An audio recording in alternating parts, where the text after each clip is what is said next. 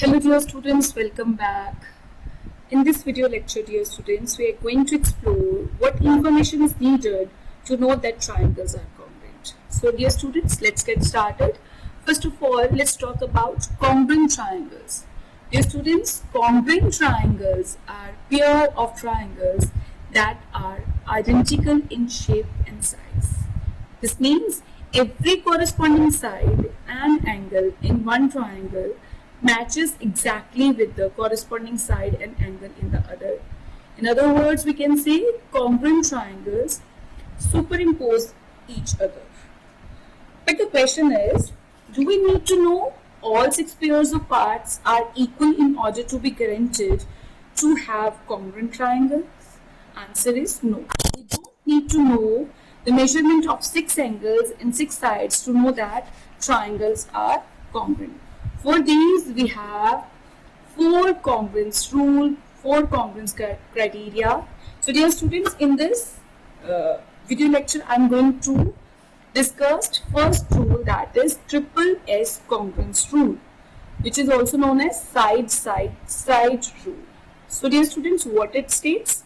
It states if three sides of one triangle are equal to the three sides of another triangle, then the two triangles are congruent. Means we don't need to we don't need to measure the angles in those triangles. We also can say that their corresponding angles will be automatically equal, because if three sides of one triangle are equal to the three sides of another triangle, their corresponding angles will also be equal. Shape and size of both triangles are exactly the same. Let's, dear students, visualize this through an activity. Let me mark a point A, B and a line segment of length 5 units. Let me draw a circle of radius 4 units, another circle of radius 3 units. This way I get a point of intersection C, and if I join the line segment, then a triangle forms which is known as ABC. Let me remove these circles, dear students, so that you can have the clear look of triangle ABC. Now let me draw another triangle.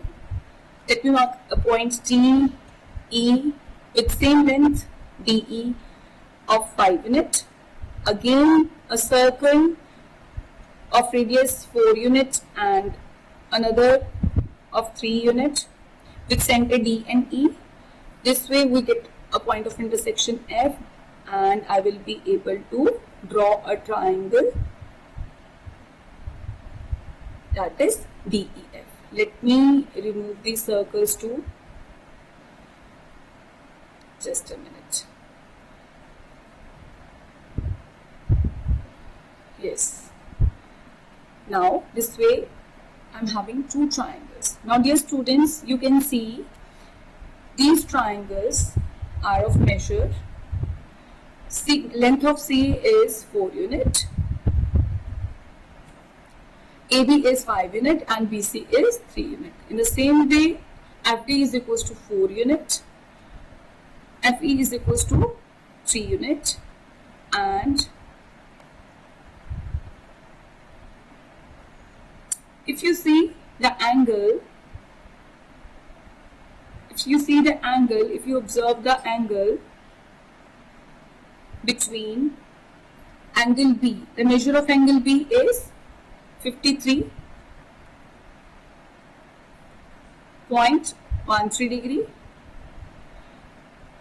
Now let me find angle A, 36.87 degree, and angle ACB is of 90 degree. What I have did, I have drawn two triangles. I am going to show that if the measure of these two triangles is equal to one another, then three angles between the three corresponding angles are equal to one another. Let's check angle D, which is 36.87 degree, which is equal to A. In the same way, angle F is equal to 90 degree and angle E is equals to 53.13 degrees. So dear students, what we have observed so far, we have observed that if we are taking a triangle ABC with measurements of side AB is equals to 5, BC is equals to 3, CA is equals to 4. In the same way, I am having another triangle DEF with DE is equals to 5 units, EF is equals to 3, FD is equals to 4. So what we are getting that these two triangles, if I move this triangle, we see that this triangle completely superimposed triangle ABC.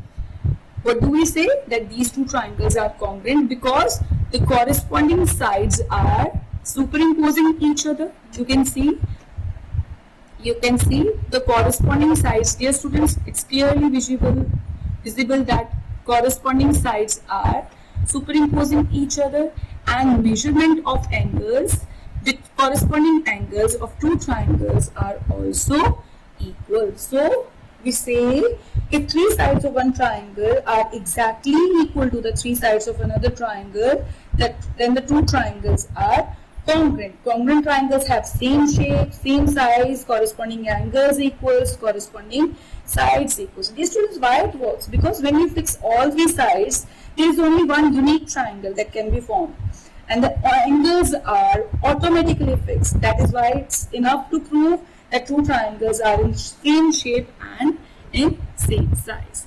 Thank you, dear students. Happy learning.